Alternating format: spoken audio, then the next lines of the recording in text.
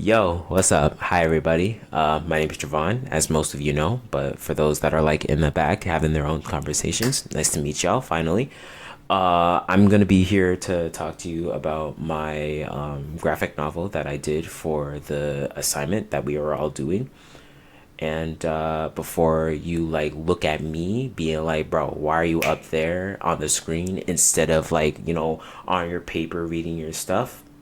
Don't worry about it. I don't really like do well talking in front of people face to face. This is where you're gonna get my 100%, and you're not gonna be like as disappointed as if I went up with you right now. I'd be stuttering a lot, I promise you. But anyway, let's get into it. So the graphic novel that I will be discussing about today is called Blue Lock. Blue Lock is a Japanese manga series that falls under the genre of sports, specifically soccer. Blue Lock was first serialized in Weekly Shogun magazine by Kodashi. On August 9th, 2018, the story primarily takes place in Japan.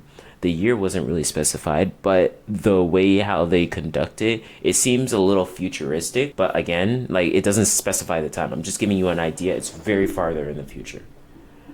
And yeah, the setting would be mostly in the Blue Lock training facility.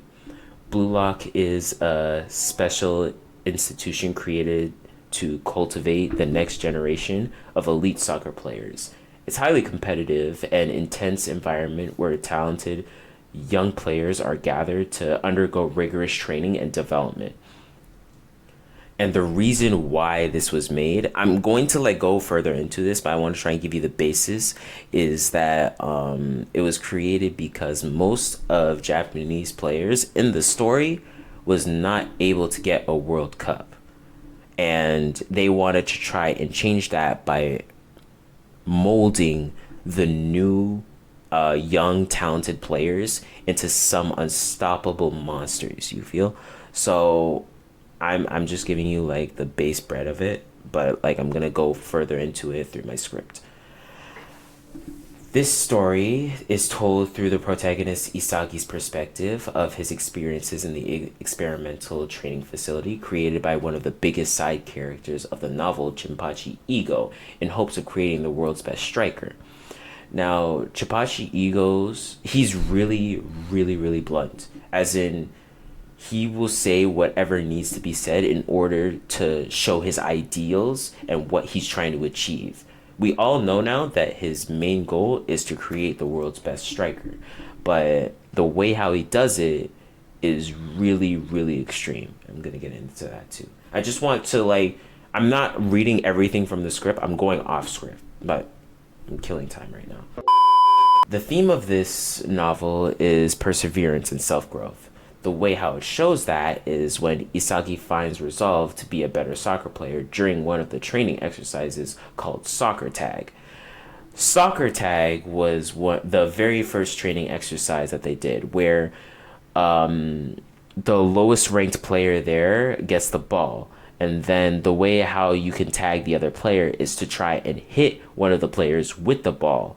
And the last person to have the ball while time runs out is out. Like they're gone out of the facility. So later on throughout the soccer tag, Isagi got tagged with the ball with less than 50 seconds left on the clock. With those 50 seconds, he managed to change his way of thinking and break through his mental barriers. And what I mean by mental barriers is that Isagi was very timid. He didn't know how to try and push forward by himself. Before Blue Lock, he was just a team player, which is not a bad thing, but like you need to be able to like push forward, have some confidence to try and go for the goal yourself. And that's one of the messages that they're trying to show us here.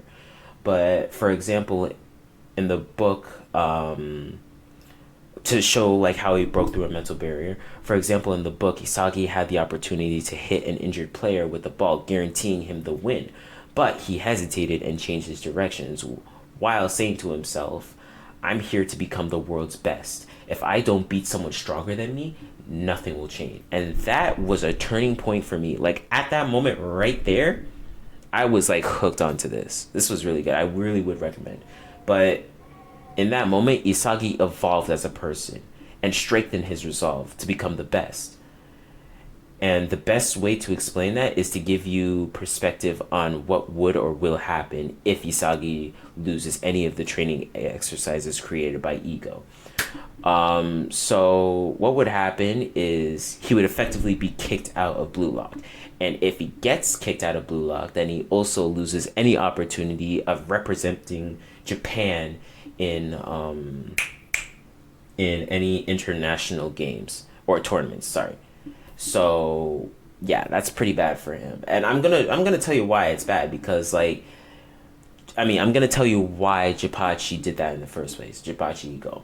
He did that so that way they would not hold back. They would give whatever they have to in order to survive in Blue Lock.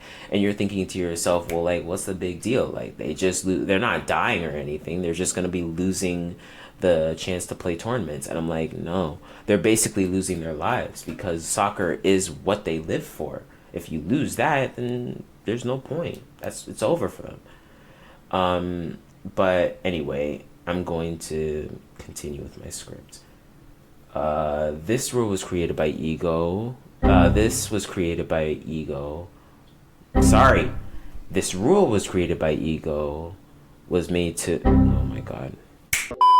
This rule created by Ego was made to try and make things into a life or death situation for all participants, so that way they would fight with everything they've got.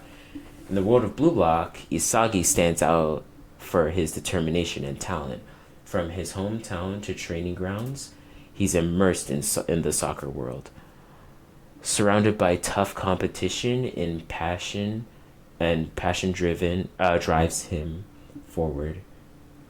Every match and mirrors the experiences of countless inspiring athletes. Just like Isagi, many young soccer players are driven by their determination and talents, navigation challenges of their sport, from local fields to professional training facilities.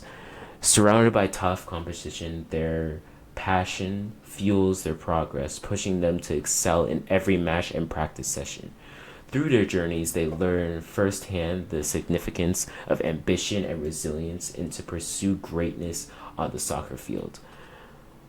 But it's time for me to get personal, okay? I'm going to get back to my personal quote that I loved about the book, okay? If I don't beat someone stronger than me, then nothing will change. That inspired me, on God. Like, before I read this book, anytime when I played a game, I would get like mad pissed, because like I was facing somebody stronger than me and I got beat by them, and I was like, what the hell, why am I not winning? Man, this game sucks. This is trash. And I know most of y'all have done that. If you say that you haven't, and you play video games like Call of Duty, Fortnite, Valorant, you're damn liars.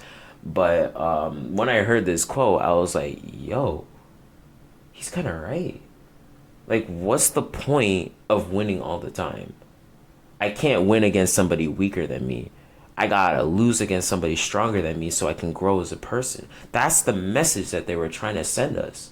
And I can't believe like it took me to read this book in order to figure that out. That's just insane. That's why I would recommend people to read this. But also inspired me to always challenge myself. This inspired me to challenge myself all the time. But that's why I really, really encourage people to read this book. Even if especially if you're a soccer fan, like this is the perfect book for you to read, because it just brings you to like want to play more. I even started playing soccer again, and that was like a long time ago. I stopped playing soccer. This made me want to play soccer. It was so good, but I kind of reached my time a little bit. So I hope y'all enjoyed. I hope y'all have a great day, and yeah, have a good one.